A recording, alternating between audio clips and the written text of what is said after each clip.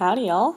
We're going to be talking about something called a polynomial today. So we focused a lot on monomials, that's where you have one algebraic term, and now we're going to move on to something called polynomials. So poly is a root word for many, more than one.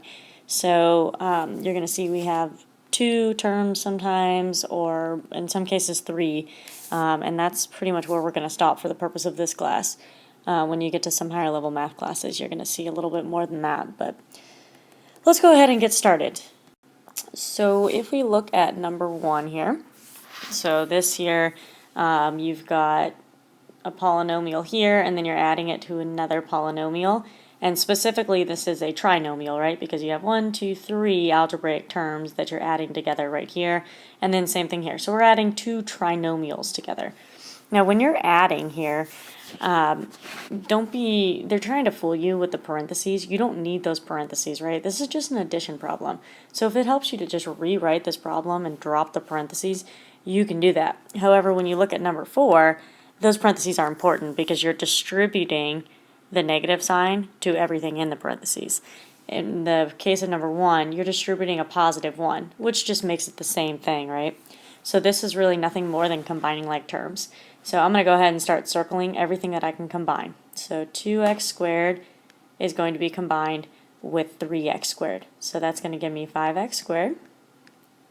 Then I'll pick a different shape. I'll put a square around my plus 4x plus 6x, so there's a positive 10x. And then let's do a triangle next. So here's my constant, and I'm going to add that to the other constant. So 1 plus 5 gives me a positive 6.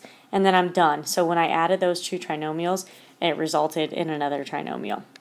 So there's my answer. Number 4, so I've got a negative sign here. So essentially you're distributing a negative 1. So you're going to change the sign of everything in this parentheses here. So this parentheses, really not necessary. So 4x minus 2y, I'm just going to bring it down for now, minus 2x plus 6y. You see what happened there? You distribute the negative 1. So negative 1 times 2x gives me a negative 2x. Negative 1 times negative 6y, double neg, gives me a pause. Okay, combine like terms. So 4x, negative 2x gives me 2x's. And then I've got a negative 2y, and I'm adding 6y's to it. So I am left with 4y. That's called a binomial, by the way, right? Because there's two algebraic terms. It's still considered a polynomial because it's more than one, but specifically, that's a binomial. That's just so you guys know some vocabulary here.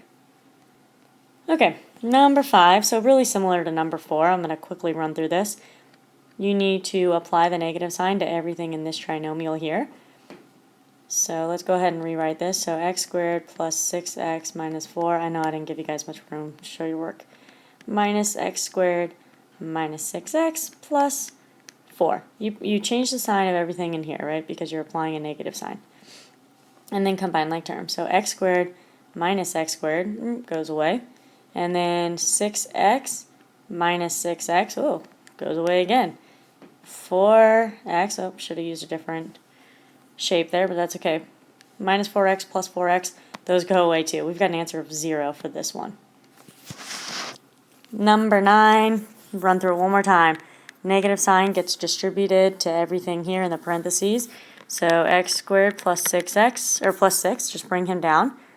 Minus 6 plus x squared. So again, I just negative 1 times negative x squared gave me that positive x squared. And then here I have the negative 6. Combine like terms. So x squared gives me 2 of those. Plus 6 minus 6, goodbye. Final answer here is 2x squared. All right, I like this stuff.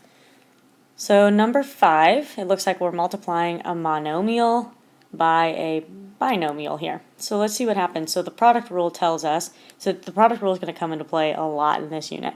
Product rule, quotient rule, power rule. Unfortunately, guys, those aren't going away.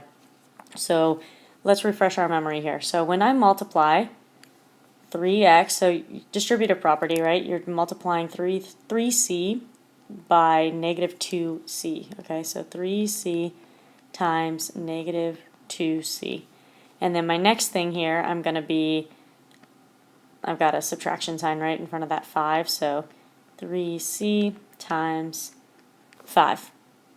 So now I need to multiply, I'm looking right here, 3c times negative 2c. So for the big numbers, the 3 and the negative 2, we multiply them. And then I've got 1c here and 1c there. So I'm going to have c squared. And then for this right here, I'm going to have the 3 and the 5 I multiply, negative 15. And then the c, I just bring him down because there's nothing to combine him with. So there's my final answer. Okay, number 6. I wanted to do this one because I've got a 4g squared, negative 4g squared here. So same thing, you need to distribute him to everything in the parentheses to simplify this. So negative 4g squared times 2g, and then minus 4g squared times 7. So let's use the product rule again here. So that negative 4 and the 2, I multiply to get negative 8. And then for my g's, you got to add the exponents here. So I have 2 here and 1 here. So that's going to give me g cubed. And now let's focus on this one. So the negative 4 and the 7, I'm going to multiply to give me negative 28. And then it looks like that g squared, I'm just going to bring down. So there's my final answer.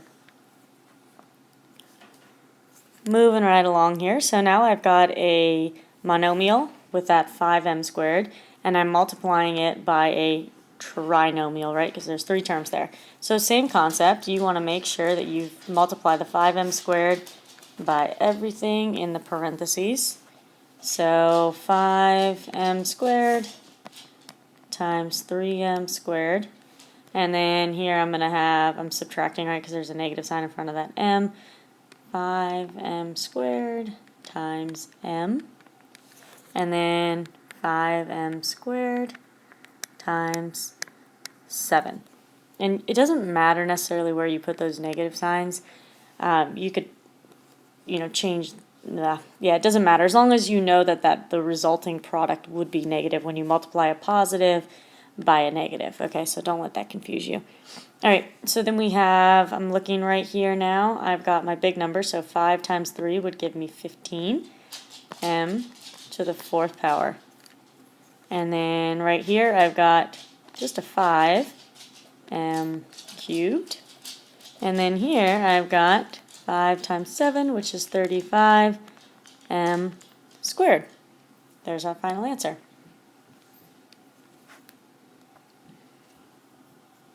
Okay, number 12.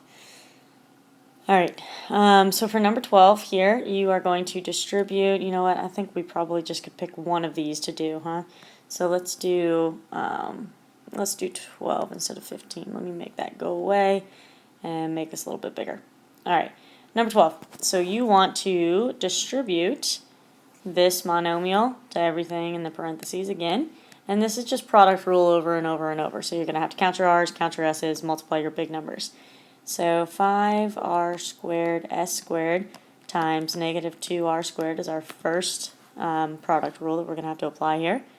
Plus 5r squared s squared times 3rs.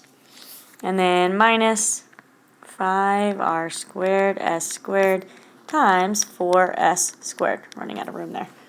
So let's go ahead and do the product rule. So 5 times negative 2 gives me negative 10. Let's count our r's. I've got 2 here and 2 there. So r to the 4th power.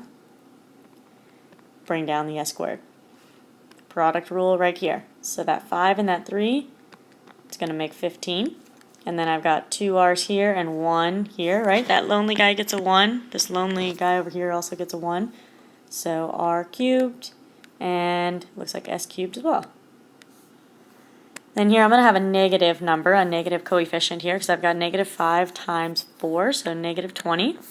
And then let's count our r's. So it looks like just an r squared and an s, in this case, to the 4th power. Make sure you can't combine any of those, and you can't because they all have different last names. So there's our final answer. Number 20. So this is nothing more than just a really long problem doing the same thing that you've been doing here. So if it helps you to break it up into 2 different problems and then combine like terms at the end, just do that. So here I've got a monomial that I'm multiplying by a trinomial on the left side, And then same thing on the right side, a monomial that I'm multiplying by a trinomial on the right side here. So I'm just going to treat this as two separate problems because that makes it easier for me. So negative 2 times 3m cubed gives me negative 6m cubed. And then negative 2 times 5m gives me a negative 10m. Negative 2 times 6 gives me negative 12. And then eventually I'm going to be adding everything that's over here. So let's figure out what's going on over here. 3m times 2m squared. Okay, so this gives me 6m cubed. And then 3m times 3m gave me 9m, be careful here, squared, right? There's 2m's. 3m times 1 gives me just 3m. Now, because I'm adding all these together, you combine like terms. So let's see if we can combine anything here. Negative 6m cubed, is there another m cubed? And there is. Oops, positive 6m cubed right there. So that means those are going away.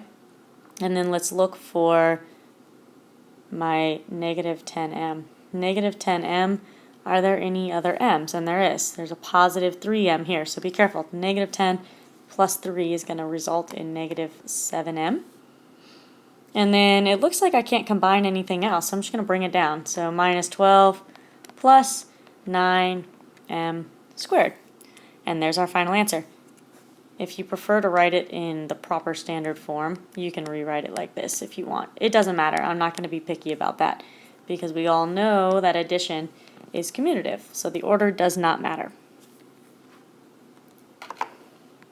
Alright, so this is just an introduction to polynomials, which is what we're going to be focusing on this unit. I know a lot of this is going to be review for you guys, but go back and watch this video if you need extra help on anything. Finish the rest of those notes and then show me when you guys are done so I can move you on to the next thing.